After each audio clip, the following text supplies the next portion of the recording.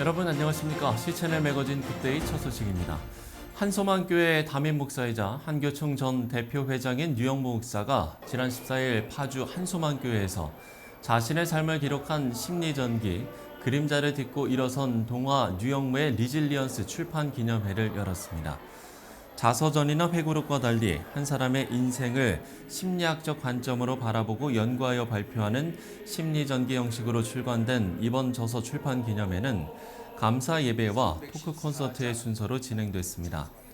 말씀을 전한 장로회 신학대학교 명예총장 서정훈 목사는 충직한 목사 제목의 말씀을 전하며 이번 심리전기 출간을 통해 한국교회에 유익한 교훈을 남겨지길 기대한다고 말했습니다. 이번 저서를 연구하고 집필한 황혜국 서울장신대 총장과 안명숙, 조영진 서울장신대 교수가 패널로 참석한 가운데 이어진 토크 콘서트에서 황혜국 총장은 심리전기는 용비어천거가 되어선 안 되며 누구의 인생에나 있는 그림자를 잘 표현하는 게 중요하다고 말했습니다.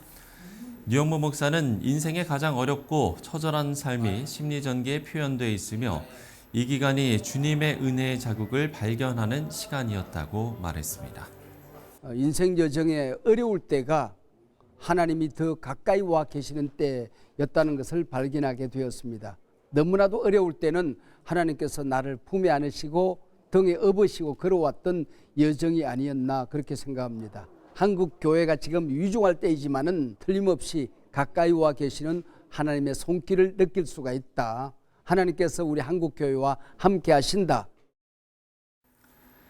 이단에 대한 심도 있는 연구와 표준화된 기준을 제시하는 역할을 목표로 마련된 한국기독교 이단 연구학회가 지난 13일 합동신학대학원 대학교에서 창립학술회를 개최했습니다.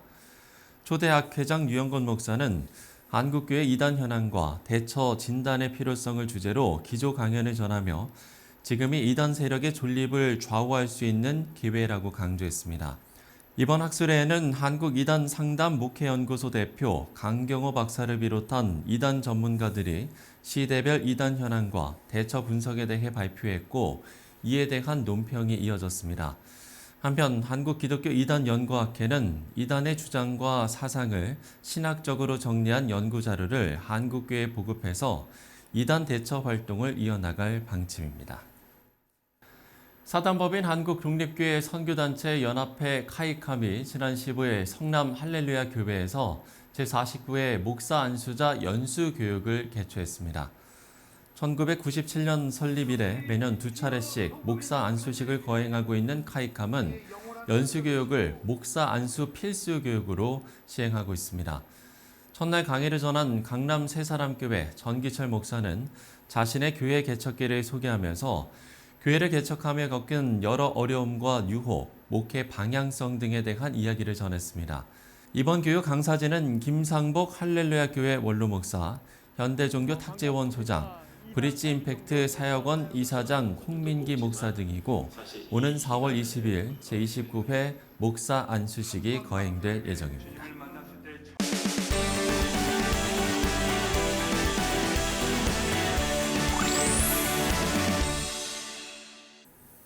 장애 없는 따뜻한 세상을 꿈꾸며 설립된 단체가 있습니다. 따뜻한 세상 만들기의 꿈이 실질적인 사회 변화로 나타나도록 다양한 사업을 진행하고 있는 따뜻한 동행 이야기인데요. 따뜻한 동행 김희경 본부장 모시고 관련 이야기 들어보도록 하겠습니다.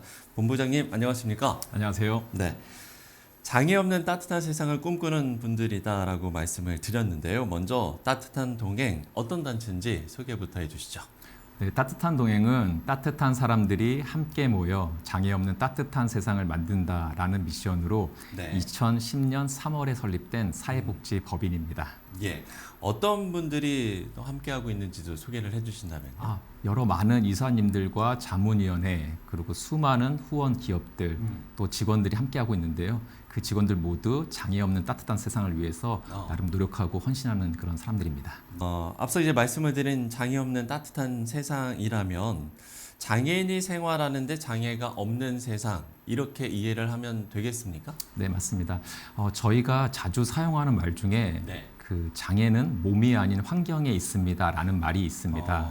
그 말은 우리가 생활하면서 일상을 가만히 살펴보면 우리가 길을 걷거나 또 사람을 만나거나 학교에 가고 뭐 기업에 또 출근을 하고 교회 공동체 생활을 하는 모든 과정들이 환경과 공간 안에서 이루어지고 있습니다.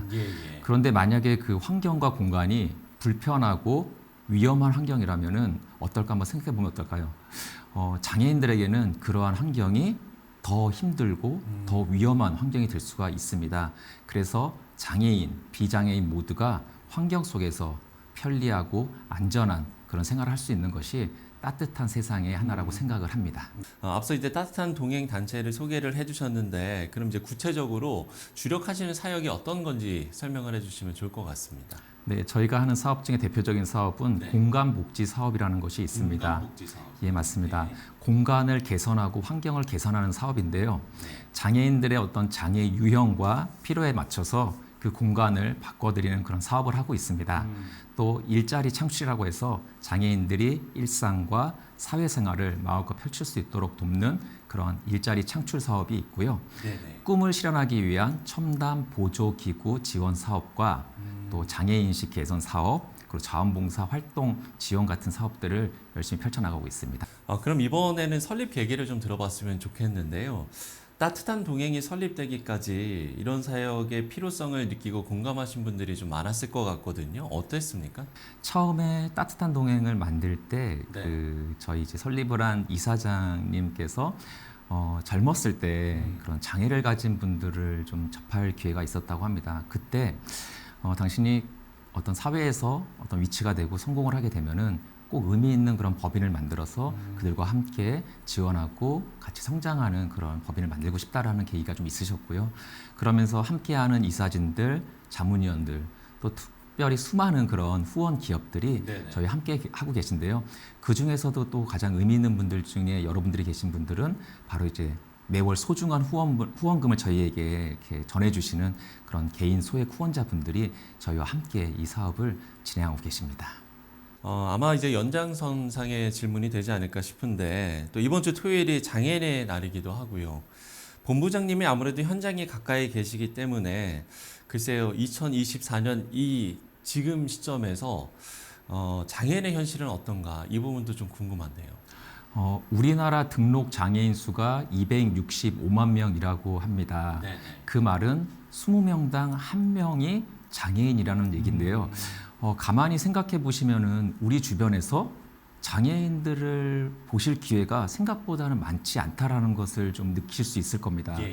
그 말은 어떻게 보면은 여러 가지 이유와 우리의 고정관념 때문에 장애인들이 우리와 함께 어우러서 살 수 있는 그런 곳으로 나오지 못하는 것은 아닌가라는 생각을 할 수가 있을 것 같습니다. 장애인 날을 맞아서 저희가 좀 생각하는 것은 함께 어우러지는 세상을 좀 꿈꾸고 싶습니다. 그래서 특별한 어떤 의지나 아니면 강제적으로 정말 나오세요라는 것이 아니고 장애인들이 우리가 살고 있는 이 사회에 자연스럽게 진입하고 함께 어우러지는 그런 모습을 좀 기대하고 꿈꿔봅니다. 특별히 따뜻한 동행이 한국교회와 함께하는 사역도 있다고요. 이번에 따뜻한 동행과 C채널이 교회 장애인식 개선 캠페인을 올해부터 시작하게 됐습니다. 교회에서부터 장애 없는 따뜻한 세상, 장애 없는 따뜻한 교회를 함께 만들면 좋겠다는 취지로 이 사업을 시작하게 됐는데요. 아직까지도 오랜 세월 교회에서 장애를 바라볼 때 잘못된 표현들을 하는 경우들이 있습니다. 예를 들면은 이전에 사용했었던 절름발이, 소경, 안진뱅이 이런 표현들을 물론 성경에서는 그 말들을 다루지 않지만 우리에게 너무나도 익숙하다 보니까 아직까지 그런 표현을 하는 경우들이 있고요. 특별히 교회에서 장애인들을 어떤 불쌍한 대상으로 보거나 일방적인 기도의 대상으로 보는 것이 아니고 한 공동체로 한 지체로 바라보면서 이 사역에 함께하자는 취지로 해서 이 캠페인을 준비하게 됐습니다. 그러면 구체적으로 이제 어떤 사역들을 좀 진행하게 되는 겁니까? 교회에서 따뜻한 동행에게 신청을 해서 접수를 할 수가 있는데요. 그러면 저희가 이제 장애 사역을 하고 계신 목사님을 초청해서 함께 예배를 드리게 됩니다.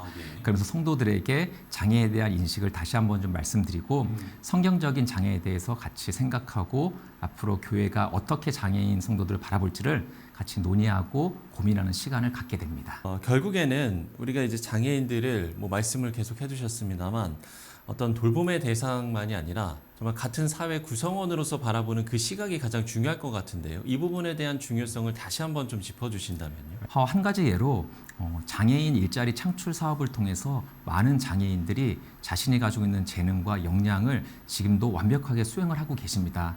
어떻게 보면 사회가 그러한 구성원들을 잘 보듬고 함께 어울리고 그들을 정말 지지해 주는 것이 우리가 생각하는 그런 건강한 사회가 되지 않나 생각을 하게 됩니다. 오늘 이제 이 뉴스를 보시면서 나도 이 사역에 좀 동참하고 싶다 이렇게 생각하시는 분들도 많으실 것 같은데요.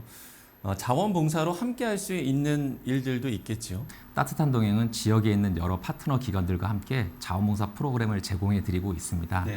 또 우리가 주변을 돌아보시면은 지역에 많은 복지관과 센터들이 생각보다 많이 있습니다. 조금만 관심을 갖고 돌아보시면은 자원봉사 활동에 참여할 수 있으시고요.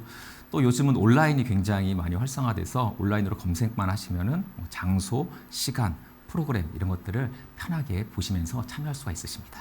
끝으로 한국교와 성도들과 나누고 싶은 기도 제목 있다면 기도 제목 나눠주시고 오늘 이야기 마무리 짓도록 하겠습니다. 두 가지 기도 제목이 있는데요. 네. 첫 번째는 정말 성도분 모든 분들이 장애를 바라볼 때 예수님의 마음으로 예수님의 시선으로 장애를 바라봤으면 좋겠습니다. 그래서 교회가 먼저 장애에 대한 그런 바른 인식을 만들어 나가는 일에 앞장설 수 있기를 기도해 주시고요. 네. 두 번째는 아까 말씀드렸던 그 시채널과 함께하는 교회 장애인식 개선 캠페인에 많은 교회가 참여하고 그 가운데 모든 과정이 순조롭게 진행될 수 있도록 기도해 주시기를 부탁드리겠습니다. 예, 두 가지의 기도 제목을 나눠주셨습니다.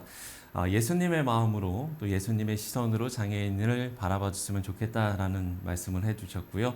또 장애인식 캠페인을 위해서 시청자 여러분께서도 많은 기도를 해주시면 좋을 것 같습니다.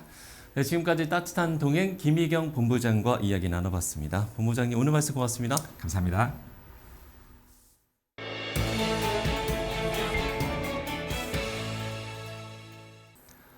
네, 올해로 세월호 참사 10주기가 됐습니다. 앞서 장애인의 날을 앞두고 이야기를 나눴는데요. 우리 사회가 장애인은 물론이고 사회적 약자와 다음 세대들에게 좀 더 편안하고 안전한 곳이 됐으면 좋겠다는 바람 다시 한번 가져봅니다.